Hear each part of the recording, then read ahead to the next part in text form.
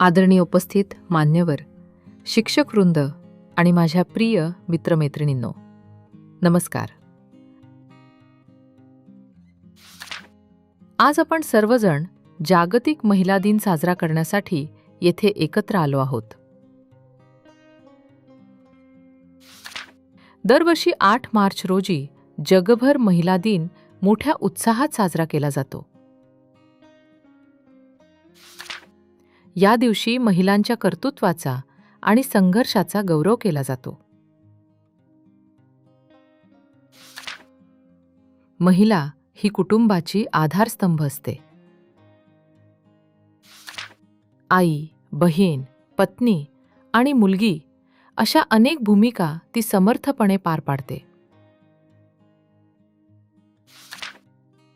आजच्या काळात महिला शिक्षण, विज्ञान, क्रीडा आणि व्यवसाय क्षेत्रात प्रगती करत आहेत.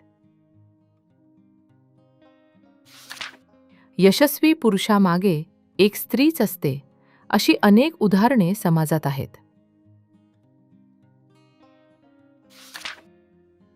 सावित्रीबाई फुले यांनी मुलींसाठी पहिली शाळा सुरू केली.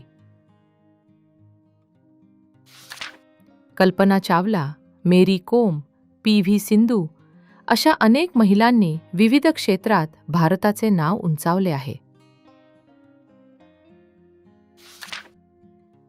महिलांनी प्रत्येक क्षेत्रात आपल्या कर्तृत्वाची छाप सोडली आहे. परंतु आजही अनेक महिलांना अन्याय आणि भेदभाव सहन करावा लागतो. त्यामुळे महिलांना समान अधिकार आणि संधी मिळणे अत्यंत गरजेचे आहे. महिला सशक्तीकरण म्हणजे महिलांना आत्मविश्वास आणि सुरक्षित वातावरण देणे होय. प्रत्येकाने महिलांचा आदर केला पाहिजे. घरात आणि समाजात त्यांना समान स्थान दिले पाहिजे. मुलींना शिक्षणाची संधी देणे ही आपली जबाबदारी आहे. महिला सशक्त झाल्या तर देश प्रगतीपथावर वेगाने जाईल. चला, आज महिला दिनानिमित्त महिलांच्या सन्मानाची प्रतिज्ञा करूया.